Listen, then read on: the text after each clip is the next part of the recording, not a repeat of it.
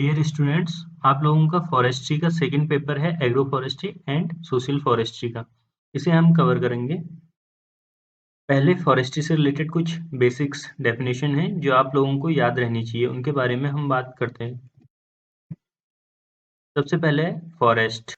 Forest एक Latin word forest से आया है, जिसका मीनिंग होता है आउटसाइड द विलेज बाउंड्री। पुराने टाइम में लोग विलेजेज में ही रहते थे, उसके अलावा जितना भी एरिया होता था वहाँ पे केवल डेंस ट्री ही होते थे। आज तो फॉरेस्ट काट के रोड, बिल्डिंग, हॉस्पिटल, फैक्ट्री, बड़ी-बड़ी इंडस्ट्री ये सब बन गए हैं। इसलिए उस समय विलेज के बाहर वाला जितना भी पूरा एरिया होता था उसको फॉरेस्ट कहते थे। फॉरेस्ट की डेफिनेशंस की बात करें तो फॉरेस्ट को 3 तरीके से डिफाइन कर सकते हैं। एक तो जनरल टर्म में, इकोलॉजिकल टर्म में और लीगल टर्म में। फॉरेस्ट की जनरल डेफिनेशन है an area set aside for the production of timber and other forest produce or maintained under woody vegetation for certain indirect benefit which it provides. Ecological term में forest can be defined as a plant community predominantly of trees and other woody vegetation usually with closed canopy. Whereas legal term में forest को define किया जा सकता है an area of land proclaimed to be forest under a forest law. इसके बाद है forestry की definition. Forestry is defined as the theory and practice of all that constitutes the creation, conservation, and scientific management of the forest and utilization of their resources. जो हम book में theoretically forestry को पढ़ रहे हैं और इस knowledge को जब हम field में practically apply करके किसी forest को create करेंगे, उसे अलग-अलग एजेंसी जो forest tree को हमारे डैमेज करते हैं, उनसे forest की प्रोटेक्शन करेंगे। फॉरेस्ट का इस तरह से साइंटिफिक मैनेजमेंट करेंगे कि उससे हमें सस्टेनेबल यील्ड मिलती रहे और जो भी आउटपुट हमको मिलेगा, जैसे कि टिम्बर है, फ्यूलवुड है, फॉडर, फ्रूट्स या फिर माइनर फॉरेस्ट प्रोडक्ट्स, उनका यूटिलाइजेशन हम करें। यही फॉरेस्ट्री है। इसके बाद समझते हैं एग्रो फॉरेस्ट्री को। It is the practice of agriculture and forestry on the same piece of land. अगर हम किसी भी लैंड एरिया में एग्रीकल्चर और हमारा फॉरेस्ट ट्री दोनों को एक ही लैंड यूज एरिया पे एक साथ लगाते हैं तो उसको हम एग्रो फॉरेस्ट्री कह सकते हैं। ये एक एज ओल्ड प्रैक्टिस है और पुराने टाइम से ही फार्मर्स एग्रीकल्चरल क्रॉप्स, ट्री और पशुपालन इन सबको एक साथ साथ करते थे। हमारे इंडियन कल्चर में भी ट्री, फॉरेस्ट इन सब का बहुत इम्पोर्टेंस है। रिसेंट टाइम में फॉरेस्ट एरिया जैसे जैसे कम हुआ है, इससे ट्री और फॉरेस्ट रिसोर्स भी हमारे लिमिटेड रह गए हैं। लोगों की demand fuelwood, fodder, timber, bamboo forest से मीट आउट नहीं हो पा रही है। इसके अलावा फॉरेस्ट बेस्ड इंडस्ट्री जो हैं उनके लिए भी रॉ मटेरियल की कमी है। इसलिए रिसेंट टाइम में जो फार्मर्स हैं उन्होंने अपनी एग्रीकल्चरल लैंड पे ट्री लगाना शुरू किया है। तो इस प्रकार से जो कॉन्सेप्ट ऑफ एग्रो फॉरेस्ट्री है वो निकल के आया है। हालांकि इसकी जो डेफिनेशन है वो बहुत सारी हैं और जो मोस्ट एक्सेप्टेड डेफिनेशन इसकी है वो इक्रैप के साइंटिस्ट हैं, उन्होंने दिया था। Agro forestry is a collective name of land use system and technology where woody perennials are deliberately used on the same land management unit as agricultural crops and और animals in some form of spatial arrangement or temporal sequence. In agroforestry system, there are both ecological and economic interaction between the different component. Agroforestry की इस definition से 4-5 basic idea हमें समझ में आते हैं, वो हम डिस्कस करते हैं। पहला तो ये है कि एग्रोफॉरेस्ट्री सिस्टम में हमेशा 2 या फिर 2 से ज़्यादा प्लांट की स्पीसीज इन्वॉल्व रहती हैं। उनमें से कम एक स्पीसीज वुडी या फिर ट्री स्पीसीज की रहेगी। दूसरा, एग्रोफॉरेस्ट्री सिस्टम में हमेशा 2 या उससे ज़्यादा आउटपुट हमको मिलते हैं। फिर एग्रोफॉरेस्ट्री सिस्टम की साइकिल हमेशा 1 साल से ज़्यादा की होती है। भले ही एक कंपोनेंट हमें 6 महीने में मिल जाए, पर दूसरा कंपोनेंट जो ट्री होते हैं उनका रोटेशन पीरियड लंबा होता है। कम से कम शॉर्ट रोटेशन स्पीसीज भी अगर हम सेलेक्ट करते हैं तो उसे भी 3 से 4 साल लग ही जाते हैं। अलग-अलग कंपोनेंट्स के बीच में कुछ इंटरेक्शंस होते रहते हैं।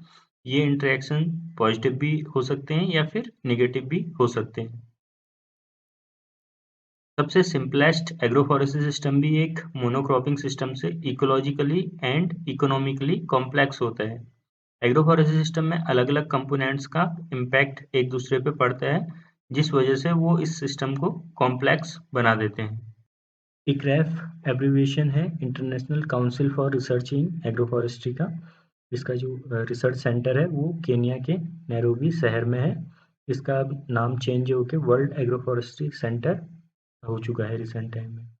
इंडिया पे जो इसका रिसर्च सेंटर है एग्रो फॉरेस्ट्री का, वो है central agro forestry research institute. इसका जो मुख्यालय है वो झांसी में है। फिर कंपोनेंट्स ऑफ एग्रो फॉरेस्ट्री की बात करें तो एग्रो फॉरेस्ट्री के अंदर हमको बेसिकली 3 टाइप के कंपोनेंट देखने को मिलते हैं। एक तो है एनुअल एग्रीकल्चरल क्रॉप्स, दूसरे हैं वुडी पेरिनियल्स या ट्रीज, और थर्ड कंपोनेंट है एनिमल्स। इसके बाद ऑब्जेक्टिव ऑफ एग्रो फॉरेस्ट्री की बात करें तो इसमें सबसे पहला ऑब्जेक्टिव है to manage the land efficiently so that its productivity is increased and restored. Agro forestry के द्वारा हम अपनी लैंड को ऐसे मैनेज कर रहे हैं कि उसकी जो प्रोडक्टिविटी है वो बढ़ जाती है और फर्टिलिटी भी दोबारा से रिस्टोर हो जाती है, क्योंकि ट्री से लीफ, बार्क, सूट ये सब गिर के सॉइल में ऑर्गेनिक मैटर को इंक्रीज करते हैं, जिससे कि डिकम्पोज होके सॉइल न्यूट्रिएंट स्टेटस को बढ़ाते हैं। सॉइल न्यूट्रिएंट बढ़ने से हमारी क्रॉप की प्रोडक्टिविटी इंक्रीज हो जाती है और फर्टिलिटी तो मेंटेन हो ही रही है। फिर दूसरा ऑब्जेक्टिव है to use available resources efficiently and economically. हमारी लैंड पे 2 टाइप के रिसोर्स अवेलेबल हैं, अबव द ग्राउंड और below the ground. Above the ground में सनलाइट आ गई और स्पेस आ गया। ऐसे बिलो द ग्राउंड में सॉइल का मॉइस्चर है और सॉइल के न्यूट्रिएंट्स हैं। जब हम मोनोक्रॉपिंग करते हैं, केवल एक टाइप की क्रॉप लैंड के ऊपर ग्रो करते हैं, तो अवेलेबल रिसोर्स अच्छी तरह से यूटिलाइज नहीं हो पाते हैं। जैसे कि एग्रीकल्चर करने पे केवल क्रॉप की जो रूट्स हैं वो 5 से 10 सेंटीमीटर के बीच में सॉइल में जाते हैं और उस एरिया से सॉइल के जो मॉइस्चर है और न्यूट्रिएंट्स को एब्जॉर्ब कर लेते हैं। जबकि इसी लैंड में अगर हम ट्री भी लगा देंगे तो ट्री डीपर सॉइल जोन से अपना जो मॉइस्चर है और न्यूट्रिएंट है उसको एब्जॉर्ब कर लेते हैं, क्योंकि ट्री का जो रूटिंग सिस्टम होता है वो डीप रूटिंग सिस्टम होता है। इसी प्रकार अबव द ग्राउंड भी ट्री जो है वो अवेलेबल स्पेस और सनलाइट का यूटिलाइज अच्छी तरह से उसको कर सकता है। फिर एग्रो फॉरेस्ट्री का नेक्स्ट ऑब्जेक्टिव है टू generate employment opportunities for the people. Agro forestry में हमारे पास 3 कंपोनेंट हैं, एनुअल एग्रीकल्चरल क्रॉप्स, ट्रीज और एनिमल्स। इसलिए तीनों को मैनेज करने के लिए भी हमको ज़्यादा मैन पावर की ज़रूरत होगी। फिर जब इनके आउटपुट आएंगे लास्ट में, जब इसका रोटेशन पीरियड कंप्लीट हो जाएगा या क्रॉप मैच्योर हो जाएगी, तो उससे हमको ज़्यादा प्रॉफिट भी मिलेगा, क्योंकि आउटपुट हमारे ज़्यादा हैं, जिससे कि इकोनॉमिक स्टेटस या फिर लाइवलीहुड जो है वो बढ़ेगी। कुल मिला के हम कह सकते हैं कि ज़्यादा एम्प्लॉयमेंट अपॉर्चुनिटी हमको एग्रो फॉरेस्ट्री के अंदर देखने को मिलती है। इसके बाद नेक्स्ट ऑब्जेक्टिव है to provide raw material for wood based industry. जितनी भी वुड बेस्ड इंडस्ट्री है जिसको रॉ मटेरियल चाहिए होता है एज ए वुड, जैसे पल्प एंड पेपर है, प्लाईवुड है, मैच मेकिंग इंडस्ट्री है, इन इंडस्ट्रीज को रॉ मटेरियल के लिए खुद से प्लांटेशन करना होता है, क्योंकि गवर्नमेंट ने कह दिया कि जो हमारे नेचुरल फॉरेस्ट हैं वो केवल इकोलॉजिकल बैलेंस के लिए ही रहेंगे। तुम्हारी जितनी भी रिक्वायरमेंट है प्लांटेशन तुमको खुद से करना होगा। फिर जो फार्मर्स हैं वो उनके संग ये कंपनी जो है अपना एक कॉन्टैक्ट बना लेती हैं रॉ मटेरियल के लिए, जिससे कि जो फार्मर्स हैं उनकी भी अपनी इनकम हो जाती है। अपना वो फार्म लैंड पे एग्रीकल्चरल क्रॉप्स कर ही रहे हैं, उनके साइड में जितना भी स्पेस बच रहा है वहाँ पे वो लोग ट्री लगा देते हैं इन कंपनीज को बेचने के लिए। फिर नेक्स्ट है to raise the supply of fuel in the rural area. अभी भी जो रूरल एरिया है वहाँ पे वो लोग इलेक्ट्रिसिटी की जगह अभी भी फ्यूल वुड को बहुत यूज में लाते हैं। तो उन लोगों को फ्यूल वुड की डिमांड होती है, और वो फ्यूल वुड एक तो वो नेचुरल फॉरेस्ट से ला सकते हैं, जो भी उनको वहाँ पे राइट एंड कंसेशन मिले होते हैं, 1 हेड लोड करीब वो फॉरेस्ट से कलेक्ट कर सकते हैं, या फिर दूसरा जो भी उनका एग्रीकल्चरल लैंड है, फार्म लैंड है, उसी में अपना ट्री लगा के उस ट्री का fuel wood as a fuel वो यूज कर सकते हैं। नेक्स्ट है agroforestry aims to raise the supply for small timber used by villagers for agricultural implements, house construction. जो भी फार्मर्स या विलेजर्स की नीड होती है उनकी डेली लाइफ में, जैसे कि उनको एग्रीकल्चरल इम्प्लीमेंट के लिए वुड की रिक्वायरमेंट होती है, अपना घर बनाने के लिए कुछ अगर टिम्बर की ज़रूरत है तो वो फॉरेस्ट में न जाके अपने ही जो भी उनका फार्म लैंड है वहाँ पे जो भी उनके ट्री स्पीसीज हैं उससे टिम्बर ले सकते हैं। तो इस तरीके से जो भी फॉरेस्ट है उस पे ये प्रेशर जो होता है वो कम हो जाता है। One of the main objective of agroforestry is to raise the production of food crop. बढ़ती हुई पॉपुलेशन को सस्टेन करने के लिए भी फूड की रिक्वायरमेंट है, क्योंकि एग्रीकल्चर के लिए हम फॉरेस्ट को रिमूव नहीं कर सकते हैं, इसलिए सॉल्यूशन है एग्रोफॉरेस्ट्री। एग्रोफॉरेस्ट्री में अगर right combination of tree crop लिया जाए तो दोनों कंपोनेंट एक दूसरे को कॉम्प्लीमेंट करेंगे, जिससे कि जो एग्रीकल्चर प्रोडक्शन है वो इंक्रीज किया जा सकता है। इसके बाद नेक्स्ट ऑब्जेक्टिव है agroforestry program help in obtaining an ecological balance. Agroforestry के इम्पोर्टेंट कंपोनेंट हैं tree.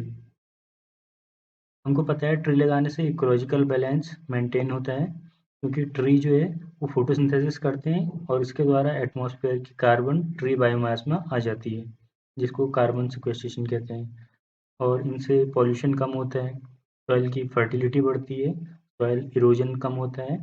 In this way we can achieve the ecological balance.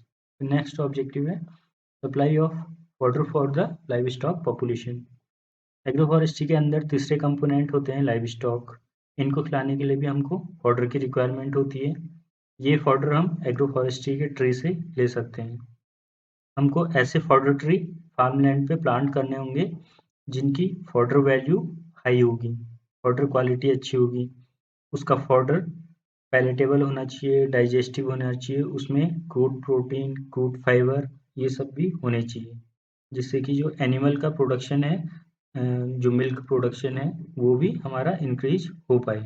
फिर लास्ट ऑब्जेक्टिव है preservation of humidity in cultivable lands and check soil erosion. जब agricultural land से agricultural crops काट ली जाती हैं और वहाँ पे वेजिटेशन ना होने की वजह से सॉइल से वाटर का इवेपोरेशन होना स्टार्ट हो जाता है, जिससे उस एरिया की ह्यूमिडिटी जो है वो कम हो जाती है।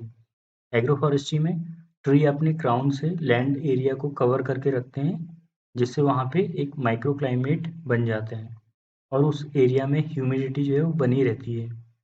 ट्री की रूट्स सॉइल से इरोजन को रोकते हैं, रूट्स सॉइल पार्टिकल को बाइंड करके रखते हैं, जिससे कि वाटर और विंड इरोजन कम होता है।